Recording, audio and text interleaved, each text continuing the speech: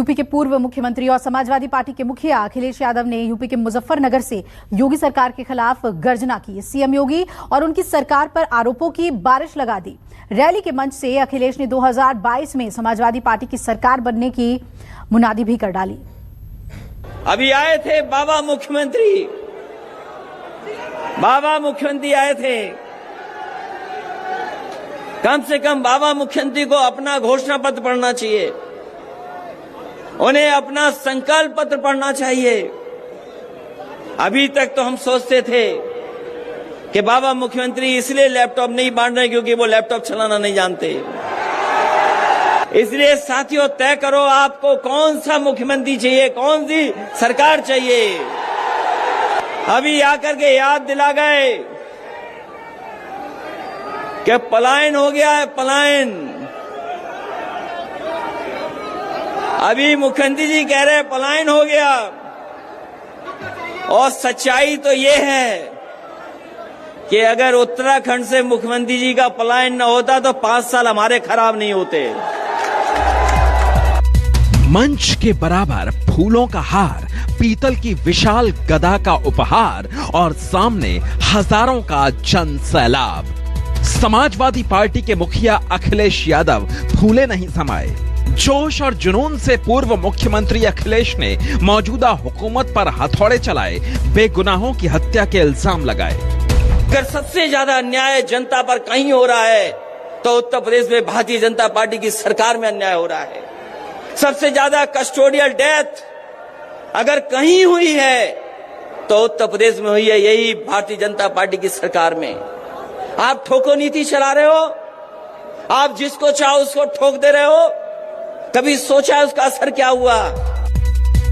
मुजफ्फरनगर वही जगह है जहां से 2013 में सांप्रदायिक दंगों की शुरुआत हुई थी। बीजेपी पर वोटों की बरसात हुई थी। समाजवादी पार्टी समेत तमाम विपक्षी दलों के तंबू ध्रुवीकरण की आंधी में उखड़ गए थे। अब किसान आंदोलन ने विपक्ष को नई उम्मीद बख्शी है। किसान आंदोलन के मंचों से उठती भाईचारे की गूंज अखिलेश को अपनी सत्ता के समीकरण बनाती दिख रही है।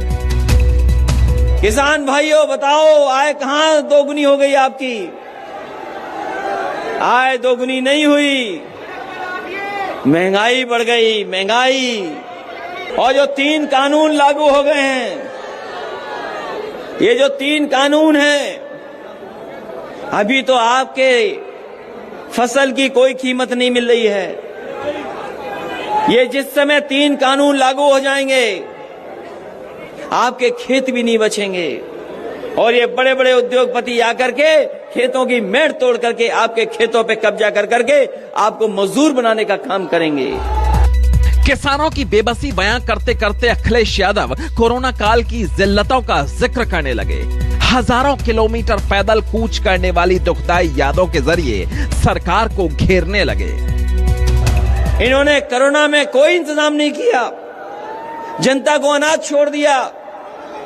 और यही सड़कों पर आपने देखा होगा, जिस समय लॉकडाउन हुआ हमारे मजदूर घर जाने के लिए तकलीफ और परेशानी में पैदल चलते रहे। कोई इंतजाम सरकार ने नहीं किया।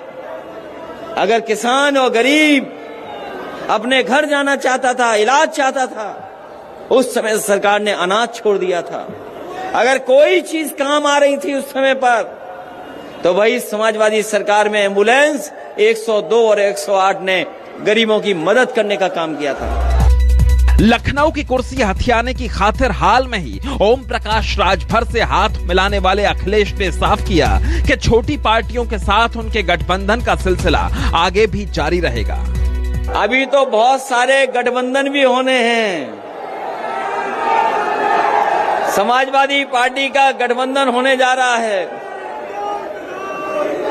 कई दलों को साथ लिया है और बहुत जल्दी और दलों के साथ भी आने वाले समय में गठबंधन होगा। पिछले 7-8 सालों से पश्चिमी यूपी बीजेपी के लिए सबसे मुफीद इलाका रहा है। चुनाव दर चुनाव यहां बीजेपी के वोट की फसल लहराती रही है, लेकिन किसान आंदोलन ने सारा खेल उलट दिया है। फिलहाल बीजेपी के लिए यह सबसे मुश्किल इलाका बन चुका है। यही वजह है कि सीएम योगी भी इसी इलाके में पसीना बहा रहे हैं। मेरठ के सरदार वल्लभ भाई पटेल कृषि विश्वविद्यालय में सीएम योगी ने टोक्यो पैरालंपिक में भाग लेने वाले खिलाड़ियों को सम्मानित किया तो लगे हाथ विकास के लिए सौगातों का ऐलान भी कर दिया। तमाम प्रकार के शोध करने के बाद जो हमारे सामने आया कि मेरठ को हम लोग स्पोर्ट्स आइटम के लिए चयन करेंगे और मुझे प्रसन्नता है कि आज मेरठ ने एक लंबी छलांग इस दिशा में लगाई है और इसीलिए यहाँ पर अब एक मेरठ में स्पोर्ट्स यूनिवर्सिटी भी राज्य सरकार दे रही है। मैं इसके लिए आप सभी मेरठ वासियों को हृदय से बधाई देता हूँ। बहुत शीघ्र इसका कार्य प्रारंभ होने जा रहा है, इसके लिए सभी खिलाड़ियों का अभिनंदन भी करता हूँ। जाट बाहुल्य पश्चिमी यूपी में लोकसभा से विधानसभा तक की लगभग 90% सीटों पर बीजेपी का कब्जा है, लेकिन अखिलेश यादव ने जयंत चौधरी के साथ हाथ मिलाकर बीजेपी की चुनौती बढ़ा दी है। फिलहाल गठबंधन का औपचारिक ऐलान नहीं हुआ है, लेकिन सियासी गलियारों में ऐसे तय माना जा रहा है। Bureau report, news 24।